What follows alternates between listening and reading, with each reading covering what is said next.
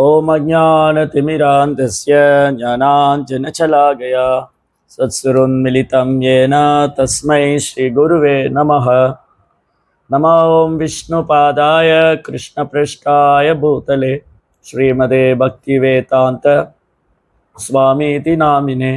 नमस्ते सारस्वती देवे गौरवाणी प्रचारिणे निर्विशेषशून्यवादी पाशातदेशतारिणे। जय श्री कृष्ण चैतन्य प्रभु नित्यानंद श्री अद्वैत गदाधर श्रीवासदि गौरभक्त वृंद। हरे कृष्णा कृष्ण कृष्ण हरे हरे, हरे राम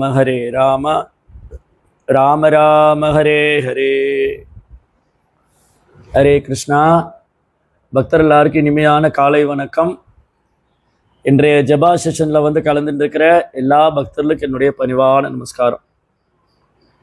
ஒரு நாளும் அதிகாலையில் பக்தர்கள் சங்கத்தில் நாம ஜபம் செய்கிறது நாம் செஞ்ச பெரும் பாக்கியம். இன்றைய பொழுது பகவானுடைய புனித நாமத்தோடும் பக்தர்கள் சங்கத்தோடும் துவங்கிறது பெரும் பாக்கியம். ஒரு நாளும் இந்த மாதிரி ஒரு வாய்ப்பை ஸ்ரீல பிரபுபாதர் நமக்கு ஏற்படுத்தி கொடுத்துருக்காரு. பக்தர்கள் சங்கம், நாம ஜபம், பகவானுக்கு கைங்கரியம், பகவானது நாம ரூப குணாதிசயங்களை கேட்பது, பக்தருடைய மகிமைகளை பற்றி கேட்பது, இது அன்றாட வாழ்க்கையில் பயிற்சி செய்து இந்த மனித வாழ்க்கையினுடைய லட்சியம். மனித வாழ்க்கைக்கு ஒரு லட்சியம் இருக்குது. இப்போ இந்த விலங்குகள்லாம் இருக்கு இல்லையா, அதுக்கு லட்சியம் கிடையாது. அதோடைய ஒரே குறிக்கோள் உண்பது, உறங்குவது, இனப்பெருக்கம் செய்வது, தற்காத்து கொள்வது. இதுதான் விலங்குகளோட வாழ்க்கை. ஆகார நித்ரா பயமைத்துனம் ச, ஆகார நித்ரா பயமைத்துனம் ச. அந்த விலங்கு வாழ்க்கையில் இதெல்லாம் இருக்கும். சாப்பிட்றது, தூங்கிறது, இனப்பெருக்கம் செய்கிறது, தற்காத்து கொள்வது. ஆனால் மனித வாழ்க்கையில் ஒன்று எக்ஸ்ட்ரா கூடுதலாக நமக்கு என்ன ஒரு வாய்ப்பு அப்படின்னு சொன்னால், ஜீவசிய தத்துவ ஜிக்ஞாசா நாத்தோ எச்சேச கர்மபி. ஜீவசிய தத்துவ ஜிக்ஞாசா, இந்த மனித வாழ்க்கை கேள்வி கேட்கறதுக்காக. கேள்வி கேட்கணும். எப்போ கேள்வி கேட்குறோமோ அப்போ தான் இந்த மனித வாழ்க்கை தொடங்குது. சரி, என்ன கேள்வி கேட்குறோம்? நம்ம அன்றாட வாழ்க்கையில் நம்ம கேட்குற கேள்வி எல்லாமே, என் குழந்தைய எங்கே படிக்க வைக்கலாம், எந்த காலேஜ் சேர்க்கலாம், எந்த நாட்டில் வேலைக்கு அனுப்பலாம், எவ்வளோ சம்பாதிக்கலாம், அப்புறம் எந்த பொண்ணை பார்த்து கல்யாணம் பண்ணி வைக்கலாம், அதுக்கப்புறம் எத்தனை குழந்தைகள் பெற்றுக்கலாம், அந்த குழந்தைகள் எங்கே ஸ்கூலில் சேர்க்கலாம், அதுக்கப்புறம் அவங்கள எங்கே காலேஜில் சேர்க்கலாம், அப்போ அவங்களுக்கு யார் கல்யாணம், இப்படியே இந்த கேள்வி தான். நான் எங்கே வேலை பார்க்குறது, நான் எந்த நாட்டுக்கு போகிறது, எந்த நாட்டில் எனக்கு சம்பளம் அதிகமாக கிடைக்கும், எங்கே நான் இந்த மாதிரி கேள்வி தான் நம்ம அன்றாட வாழ்க்கையில் கேட்குறோம். ஆனால் இந்த கேள்வி இருக்கு இல்லையா, இது பிரேயா அப்படின்னு சொல்கிறது. பிரேயா அப்படின்னா தற்காலிகமான ஒரு லட்சியம். ரெண்டு லட்சியம் இருக்குது, டெம்பரவரி கோல் அண்ட் பர்மனன்ட் கோல். தற்காலிகமான லட்சியம், உன்னதமான லட்சியம், மாதிரி இறுதி லட்சியம். பிரேயா அப்படின்னா இந்த உடல் சார்ந்த விஷயங்களை மையமாக வச்சுருக்கிறது. இந்த உடல் சார்ந்த விஷயங்களை மையமாக வச்சுட்டு கேட்குறது. Shreya means ultimate goal. இப்போ நம்ம ஊரில் கூட குழந்தைகளுக்கெல்லாம், பெண் குழந்தைகளுக்கெல்லாம் ஸ்ரேயான்னு பேர் வைப்பாங்க. ஸ்ரேயா மீன்ஸ் அவர் அல்டிமேட் கோல். ஸ்ரேயானா என்னுடைய இறுதி லட்சியம். நம்முடைய இறுதி லட்சியம் என்னவா இருக்கணும்? அப்போ பாகவதம் என்ன சொல்லியிருக்கு அப்படின்னா, காமேஷ்ய நான் இந்திரிய பிரீத்தி லாபோ ஜீபே யாவதா ஜீவசிய தத்துவ ஜிக்ஞாசா நார்த்தோய் சேச கர்மபி. இந்த மனித வாழ்க்கை புலன்பத்துக்காக அல்ல, இந்த மனித வாழ்க்கை கேள்வி கேட்கறதுக்காக. என்ன கேள்வி கேட்கணும்? நான் யார், எனக்கே 3 வகையான துன்பம் வருது, நான் இறந்ததுக்கப்புறம் என்ன ஆவேன், எனக்கு மறுபிறவி இருக்கா, அப்படி ஒரு மறுபிறவி இருந்தால் அது எந்த மாதிரி பிறப்பாக இருக்கும், இந்த மாதிரி கேள்விக்கு. இந்த கேள்வி கேட்கலன்னு சொன்னால் நம்ம மனித வாழ்க்கையை பயன்படுத்தி கொள்ளவில்லை. கௌமாரம் ஆக்கிரதே பிரஜான் தர்மான் பாகவதாயிக துர்லப மானச ஜென்மம். பிரகலாத் மகாராஜ் சொல்றார், இந்த மனித வாழ்க்கை ரொம்ப அரிதானது, அதனால இதை சரியாக பயன்படுத்திக்கணும். ஔவையார் பாட்டி கூட சொல்லியிருக்காங்க, அரிது அரிது மானிடராய் பிறத்தல் அரிது. இந்த மனித வாழ்க்கை கிடைத்ததற்கு அரிதானது. அப்போ இந்த மனித வாழ்க்கையில் தான் இந்த மாதிரி கேள்விகள்லாம் கேட்க முடியும். அந்த கேள்விக்கான பதிலை நாம் தேட வேண்டும். நான் யார்? எனக்கு மறுபிறவி இருக்கா? நான் இறந்ததுக்கு அப்புறம் என்ன ஆவேன்? நான் ஏன் இந்த உலகத்தில் பிறந்து கஷ்டப்படுறேன்? எனக்கே 3 வகையான துன்பம் வருது. நம்ம பூர்வாச்சாரியரில் ஒருவர் சனாதன் கோஸ்வாமி. சனாதன் கோஸ்வாமி முதல்ல சைத்தன்ய மகாபிரபு சந்திக்க பொழுது இந்த கேள்வி தான் கேட்குறார். கியாமி ஆமே மோரே ஜாப்பா தாப்பா த்ராய். கியாமி எனக்கு ஏன், ஆமி எனக்கு, ஜாப்பா தாப்பா த்ராய் எனக்கே 3 வகையான துன்பம் வருது. நம்ம எல்லாருக்குமே 3 வகையான துன்பம் இருக்குது. நம்ம என்ன நினச்சிட்டு இருக்கோம், இந்த துன்பம்னு சொன்னால் எனக்கு இந்த வேலையை விட நல்ல வேலை எங்கேயாவது கிடைக்குமா, இந்த வேலையில் சம்பளம் பத்தலையே, அப்புறம் எனக்கு இந்த வீடு பத்தலை, இதோட ஒரு பெரிய வீடு கட்டிக்கலாமா, இன்னும் காஸ்ட்லியான ட்ரெஸ்லாம் வாங்கலாமா, இன்னும் லக்ஸரியான கார் வாங்கலாமா, எனக்கு இது பத்தலையே அப்படின்னு நம்ம துன்பம் நினச்சிட்டு இருக்கோம். ஆனால் 3 வகையான துன்பம் என்னென்னா, இந்த உடலால் மனதாலும் வரக்கூடிய துன்பம், இயற்கையினால் வரக்கூடிய துன்பம், மற்ற ஜீவராசினால் வரக்கூடிய துன்பம். இதுதான் நம்ம நித்தியமாக அனுபவிச்சுட்டு இருக்கோம். அப்போ இதிலேருந்து விடுபடணும், இதிலேருந்து நம்ம விடுபடணும். அப்போ இந்த மாதிரி ஜட உலகத்தில் நான் துன்பத்தில் தான் வாழ்ந்துட்டு இருக்கேன்னு தெரியாமல் இங்கே சந்தோஷமாக இருக்கலான்னு முயற்சி பண்ணுறோம் இல்லையா? நம்ம எல்லாருமே துன்பத்தில் தான் வாழ்ந்துட்டு இருக்கோம். 3 வகையான துன்பம் நம்மளை துரத்திகிட்டே இருக்கு. உடலால் மனதால் பிரச்சனை. சரி, உடல் நல்லா இருந்தால் மனது நல்லா இல்லை, மனது நல்லா இருந்தால் உடல் நல்லா இல்லை, சில பேர் ரெண்டுமே நல்லா இல்லை. உடலாலையும் மனதாலையும் பிரச்சனை மாறி மாறி வந்துக்கிட்டே இருக்கு. அப்புறம் சீதோஷ்ண சுக துக்கதான், இயற்கையினால் பிரச்சனை. அதிகமான வெயில், இல்லாட்டி மழை இல்லை மழை வந்தால் ஊரெல்லாம் வெள்ளக்காடு, மழை பெய்ய வேண்டிய நேரத்தில் பெய்ய மாட்டேங்குது, பெய்யக்கூடாத நேரத்தில் பெய்யுது. அந்த மழையினால யாருக்குமே பிரயோஜனம் இல்லை. இப்படி இயற்கையினால் வரக்கூடிய மாற்றங்கள், சீற்றங்கள், அப்புறம் மற்ற ஜீவராசினால் வரக்கூடிய தொந்தரவுகள், இப்படி நம்ம ஒன்றை மாற்றி ஒன்று ஏதேனும் அனுபவித்து கொண்டே இருக்கிறோம். இல்லை 3யும் சேர்ந்து அனுபவிக்கும். சில நேரத்தில் ஏதாவது ஒரு பிரச்சனை, சில நேரம் 3மே சேர்ந்த பிரச்சனை. ஆனால் இதுக்கு மத்தியில் கூட இல்லை நான் இங்கே சௌகரியமாக தான் இருக்கேன், இங்கே எனக்கு எல்லாமே நல்லா கிடைக்கிது, நான் எல்லாமே அனுபவிச்சுட்டு இருக்கேன், எனக்கு கையில் நல்லா காசு வருது, நான் அதை வச்சு நான் இங்கே எல்லாத்தையும் சரி பண்ணிடுவேன், இல்லை இன்றைக்கி விஞ்ஞானம் முன்னேற்றம் ஆயிடுச்சு, அட்வான்ஸ் டெக்னாலஜி ஏஐலாம் வந்துடுச்சு, இந்த ஏஐ வச்சு நாங்கள் எதாவது சமாளிச்சுக்குவோம், இல்லை இந்த அட்வான்ஸ் டெக்னாலஜி வச்சு நான் ஏதாவது பண்ணிக்குவேன் அப்படின்னு இந்த பௌதிக வாழ்க்கையில் நம்முடைய நிலையை நாம் தக்க வைத்து கொள்வதற்காக போராடி கொண்டிருக்கிறோம். சில பிரபுபார் என்ன சொல்வார் அவர் கிளாஸில், every living entity wanted lord it over material nature, they're struggling for their existence. ஒரு உயிர்வாழியும் இந்த ஜட உலகத்தை அடக்கி ஆளணும்னு நினைக்கிறான். ஒரு ஜீவராசியும் இந்த ஜட உலகத்தை அடக்கி ஆளணும்னு நினைக்கிறான். அவனுடைய தன்னுடைய நிலைமையை தற்காத்து கொள்ள போராடி கொண்டிருக்கிறான். நம்முடைய நிலைமையை தற்காத்து கொள்ள என்ன பண்ணுறோம்? போராடிக்கிட்டு இருக்கோம். இப்படி வாழ்க்கை பூரா போராட்டம், மனதோட போராட்டம், மற்ற ஜீவராசிகளுடைய போராட்டம், உடலோட போராட்டம், இயற்கையோட போராட்டம், அரசாங்கத்தோட போராட்டம், மக்களோட போராட்டம், எங்கே போனாலும் ஒரே போராட்டமாக இருக்கு. அதனால தான் பகவான் சொல்கிறார், இந்த ஜட உலகத்தை பற்றி சொல்லும்போது, துக்காலயம் அசாஸ்வதம், இந்த உலகம் துன்பம் நிறைந்தது, நிலை இல்லாதது. அப்போ இந்த ஜட உலகம், நாம் இருக்கக்கூடிய இந்த உலகம், இது துன்பம் நிறைந்தது, நிலை இல்லாததுன்னா இதுக்கு நேர்மாறாக ஒன்று இருக்கணும். இப்போ நாம் இருக்கிற இந்த ஜட உலகம் துன்பம் நிறைந்தது, நிலை இல்லாதது. துக்காலயம் அசாஸ்வதம், துன்பம் நிறைந்தது, நிலை இல்லாதது. அப்படின்னா இந்த ஜட உலகம் துன்பம் நிறைந்தது, நிலை இல்லாததுன்னா இதுக்கு நேர்மாறாக ஒன்று இருக்கணுமே, அதுதான் ஆன்மீக உலகம்.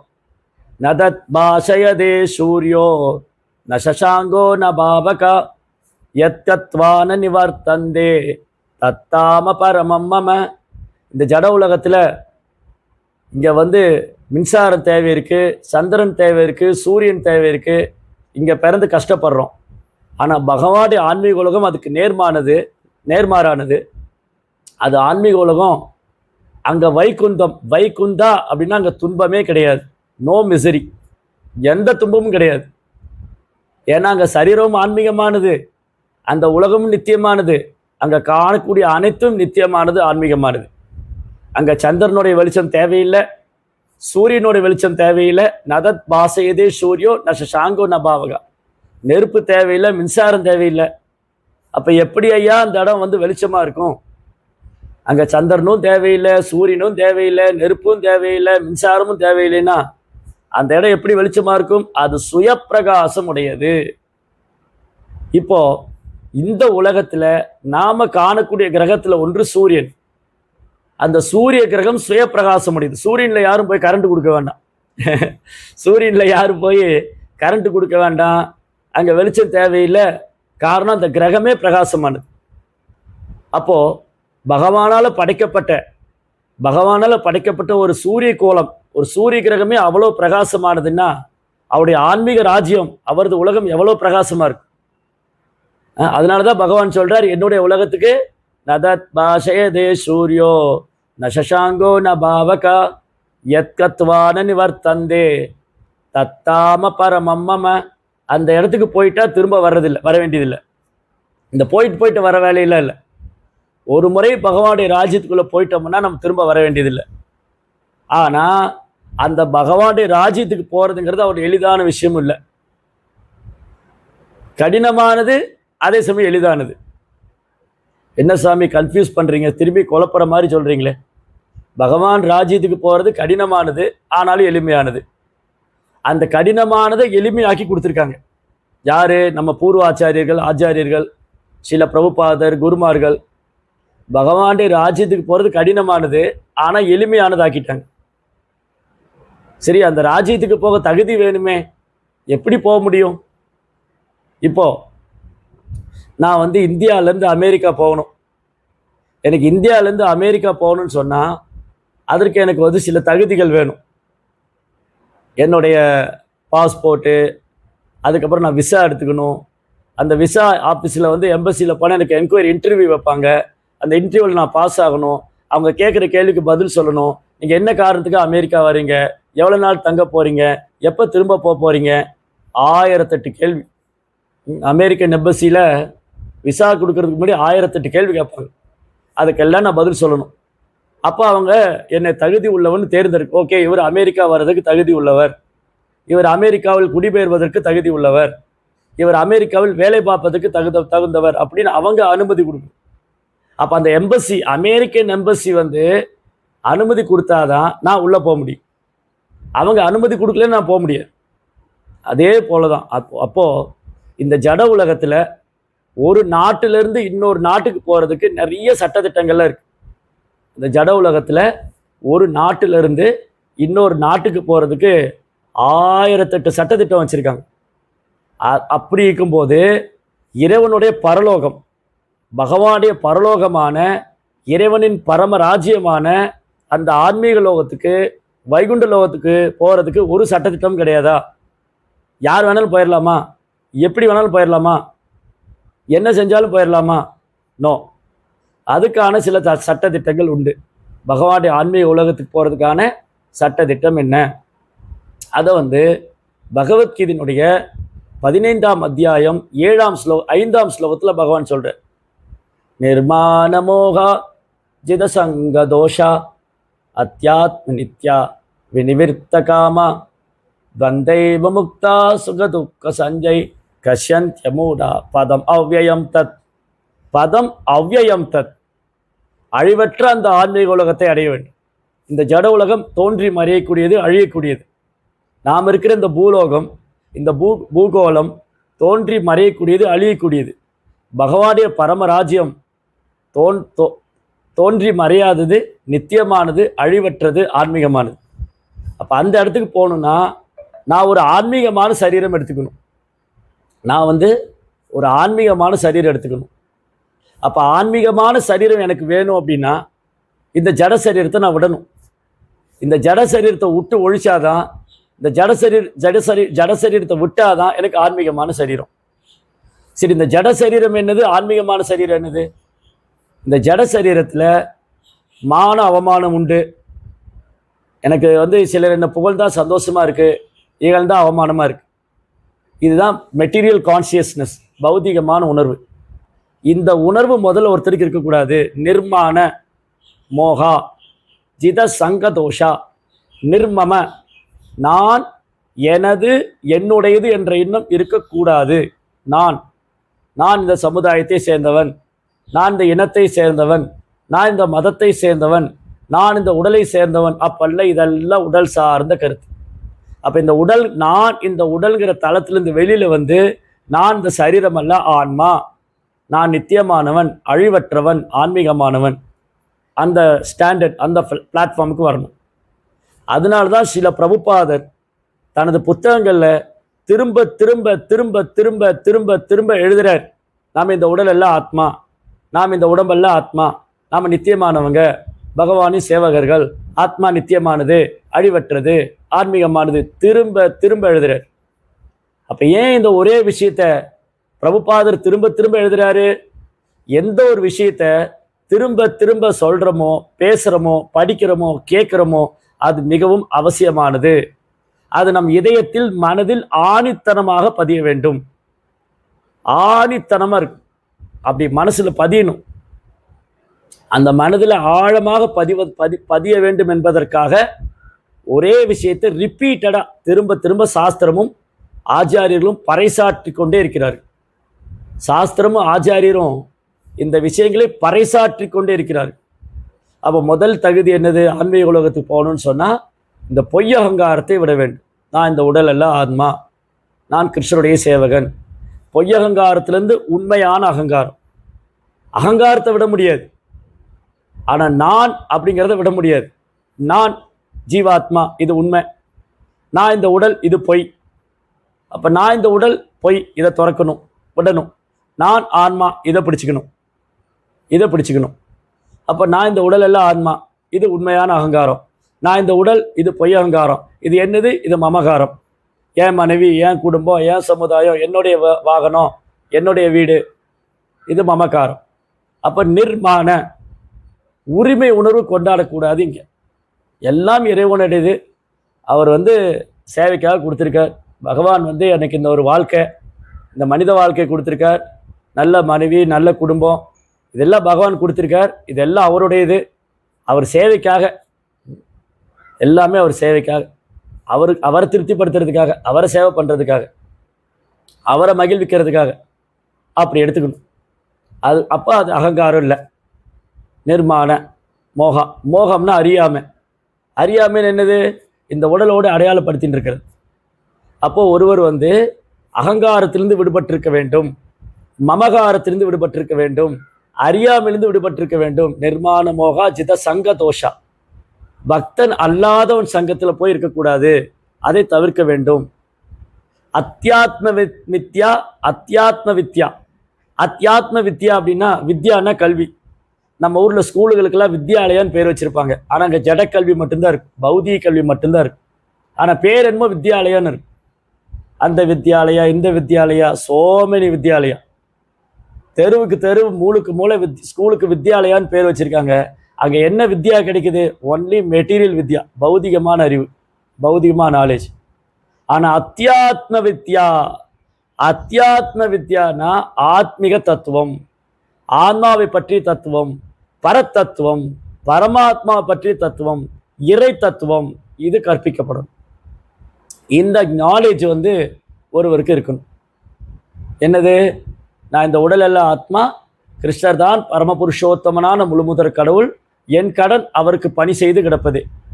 நான் இந்த உடல் எல்லாம் ஆத்மா, கிருஷ்ணர் தான் பரமபுருஷோத்தமனான முழுமுதற் கடவுள், என் கடன் அவருக்கு பணி செய்து கிடப்பது. இதுதான் அத்தியாத்ம ஞானம்.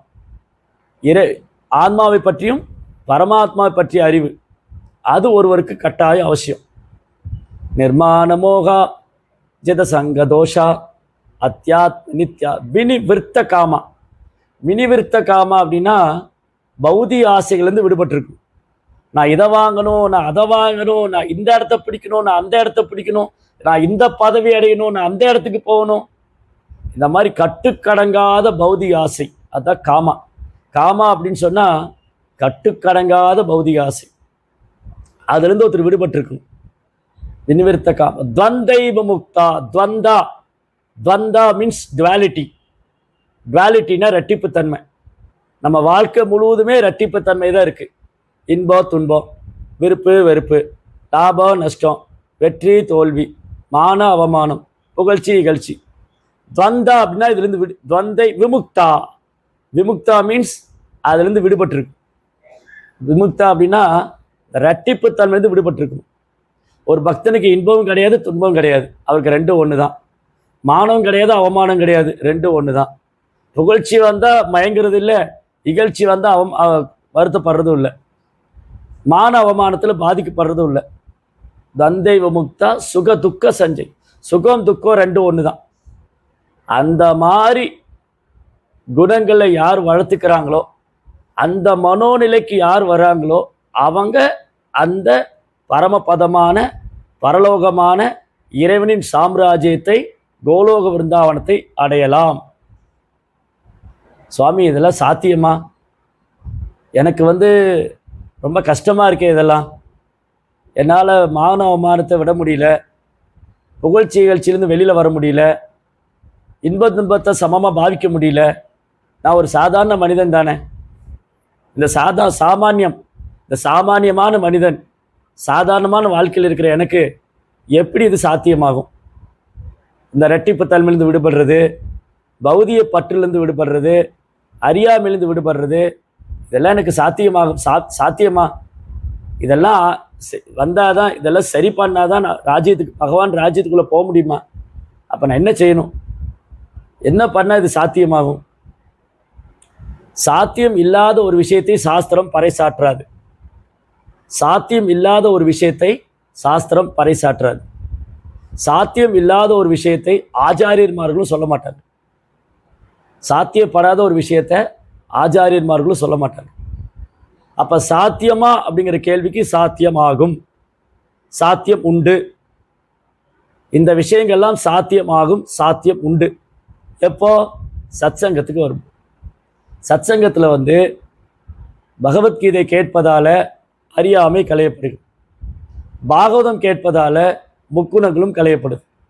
அப்போ பகவத்கீதை பாகவதம், சாத்வதர்கள் பக்தர்கள், சாதுக்கள் பாகவதர்கள் அவங்க சங்கத்தில் இந்த மாதிரி விஷயங்களை கேட்கும்போது தொடர்ந்து கேட்டுக்கொண்டே, பாகவதம் தொடர்ந்து கேட்டுக்கொண்டே இருக்கும்போது, படித்து கொண்டே இருக்கும்போது இது சாத்தியமாகும்.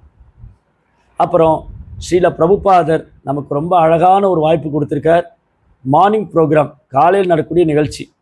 அதிகாலை எந்திரிப்பது, ஹரே கிருஷ்ணா கிருஷ்ண கிருஷ்ணா ஹரே ஹரே, ஹரே ராம ராம ராம ஹரே ஹரே. பகவான் நாமத்தை குறைந்தபட்சம் 16 மாலை உச்சரிப்பது, மங்களார்த்தி செய்வது, அப்புறம் சாஸ்திரங்களை படிக்கிறது, கேட்கிறது. இப்படி நாம் பக்தியோக நெறிமுறைகளை, பக்தியோகத்தில் ஸ்ரீல பிரபுபாதர் என்னெல்லாம் சொல்லி கொடுத்துருக்காரோ அந்த பக்தியோக நெறிமுறைகளை வைராகியத்தோடு கடைபிடிக்கிறது. இந்த வைராகியத்தோடு கடைபிடிக்கிறது எப்போ சாத்தியமாகும்னா, பக்தர்கள் சங்கத்திலேயே இருந்தால் தான் சாத்தியம். பக்தர்கள்லாம் வைராகியமாக இருப்பாங்க, அந்த பக்தர்கள் சங்கத்திலேயே இருப்போம்னு சொன்னால் இது சாத்தியமாகும். அப்போது தொடர்ந்து சத்சங்கத்துக்கு வரணும், தவறாமல் நாம ஜபத்தில் கலந்துக்கணும், தவறாமல் பகவத்கீதை வகுப்புகளில் கலந்துக்கணும், தொடர்ந்து பகவானை பற்றி கேட்டுட்டே இருக்கணும். பக்தர்களது கல்யாண குணங்கள், பிரகலாத் மகாராஜ், ஹனுமான், பரீட்சித் மகாராஜ், பாண்டவர்கள், அம்பரீஷர், துருவர், இந்த மாதிரி பக்தருடைய சரித்திரம், வைணவ ஆச்சாரியர்கள், குருமார்கள், அவங்களுடைய சரித்திரங்களை கேட்கணும், அவங்களுடைய குணங்களை பாடணும், பகவானது நாம ரூப குணாதிசயங்களை புகழ்ந்து பாடணும், பக்தர்களோடு அன்பு பரிமாற்றம் செய்யணும், வைஷ்ணவருக்கு சேவை பண்ணணும். இதை பண்ணிகிட்டே இருந்தோன்னு சொன்னால் இதெல்லாம் சாத்தியமாயிடும். இப்படி கிருஷ்ண உணர்வில் நம்ம வாழ்ந்து, கிருஷ்ண உணர்வை பயிற்சி பண்ணி, கிருஷ்ண உணர்வில் வாழ்ந்து, அதே உணர்வோடு இந்த உடலை விட்டோன்னு சொன்னால் பகவான் ராஜ்யத்துக்குள்ளே போயிடலாம். அந்த காலேச்ச மாமேவ ஸ்மரன் முக்த்வா கலேவரம் எப்ராதசி மத்பாவம் யாதி நாதி அத்திர அசம்சயா.